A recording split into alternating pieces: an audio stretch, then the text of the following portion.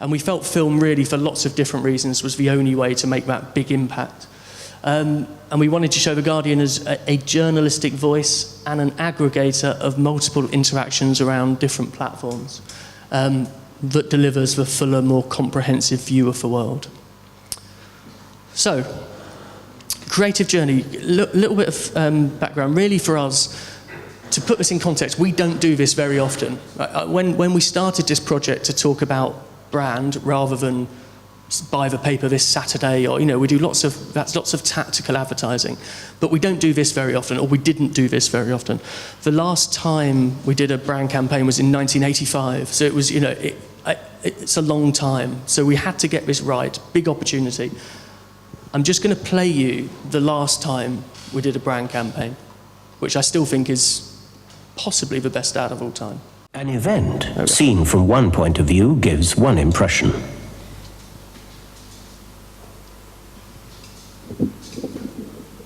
Seen from another point of view, it gives quite a different impression. But it's only when you get the whole picture you can fully understand what's going on.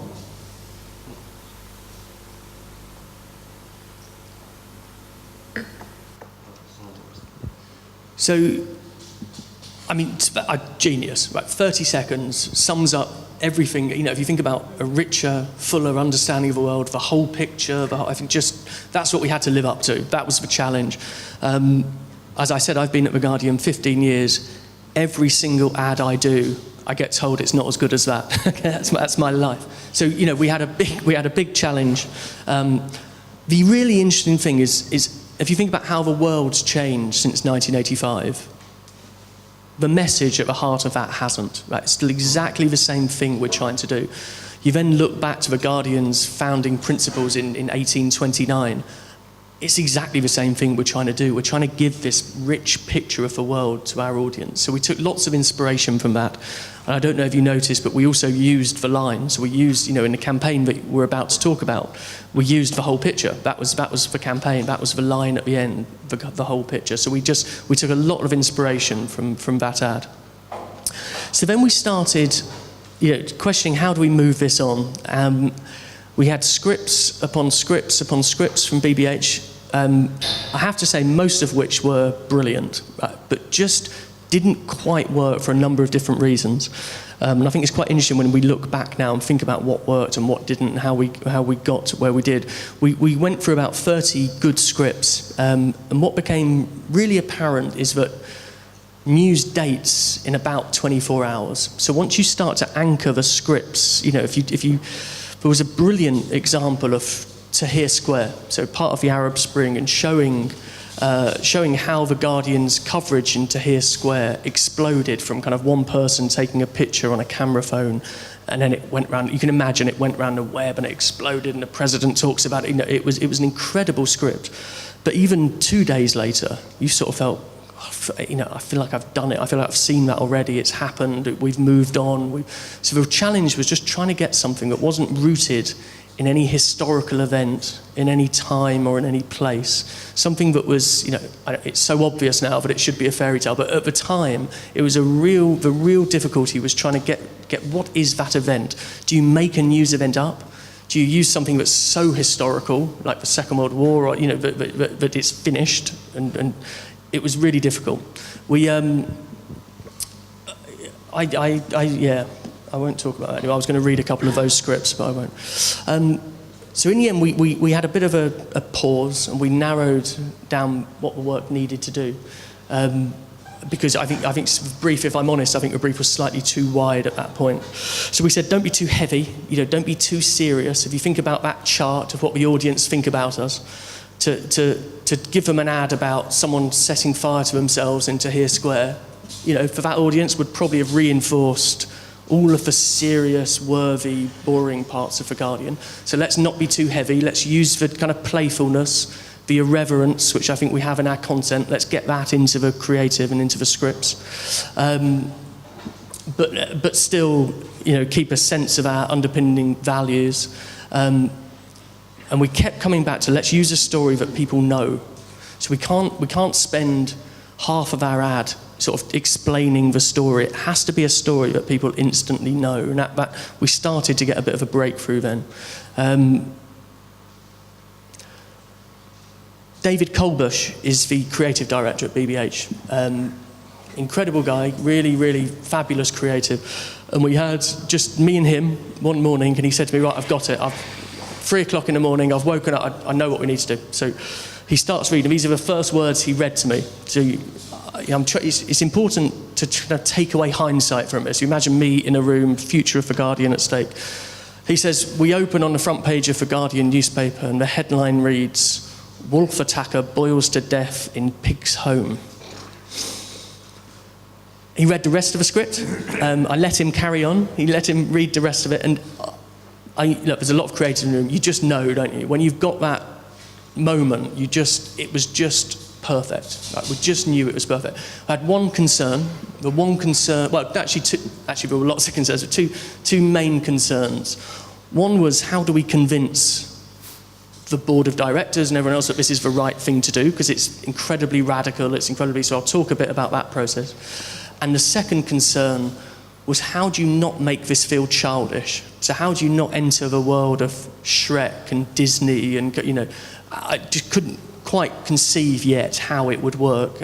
Is it a cartoon? Is it costumes? Is it animation? Is it all of those? So lots of, can't be childish, has to be intelligent.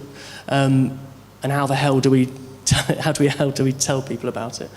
So, but we knew we had something. Right? At that moment, all the other scripts kind of went off the table, and we knew we had something quite important.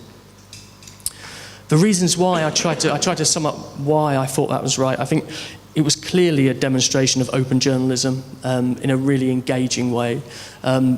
It showed the effect and the benefit when we talked about the kind of how and the why. It was clearly a universal story. And it was something that would never date. So it wasn't something that would feel old-fashioned in a year's time or 2 years' time. And I love, it was disruptive, it was really impactful. And I love the fact that I don't think anyone else would have done that. And if you think of all of our competitors, digital, traditional, I don't think any of them would have developed a script like that and put as much effort into the production values and everything else. So I thought, for those reasons, I thought we had something. Then that isn't the real board of The Guardian, but as a kind of, it felt like that walking into a room. And as I said, it all feels, I was mentioning earlier when I was talking to some people about it, it feels so obvious now with hindsight that it was the right thing to do. But we really were, if you think about where we were as an organisation, we were talking about the future of The Guardian, and we were talking essentially about pinning all of that future and the biggest advertising investment we've ever made on retelling a fairy tale, right? And you look at these very serious people with return on investment. That's the world they live in. It was quite a challenge. I mean, it really was. I'm not going to underplay what a challenge that was. And on the train yesterday, I was just trying to think about how we did it, how we got away with it. We would say in English, and I think there were 3 factors in how we managed to do it. To be fair, they're very intelligent people. Right? They knew we had to be radical. They could see what was happening in the industry. They could see print decline. So let's give them some benefit as well. They knew we had to be radical. We had to be different. They'd seen that for too long we'd been chasing tactical copy sales. We'd done what every newspaper did and put all of the money into giving people free gifts or DVDs, and you can spend an extraordinary amount of money essentially bribing people to buy once. So they knew we had to be different. I think we've got senior marketing representation on the board, so I attend the board meetings. I've also been at The Guardian, as I said, for 15 years, so there's an element of trust between, I'm not going to go and squander millions of pounds on some fairy tale. We've got some really senior CMOs on our board as well. We've got Neil Burkett from Virgin Media. We've got some big players who are non-execs on the board, all of whom understand marketing and understand brand and understand what we were trying to do.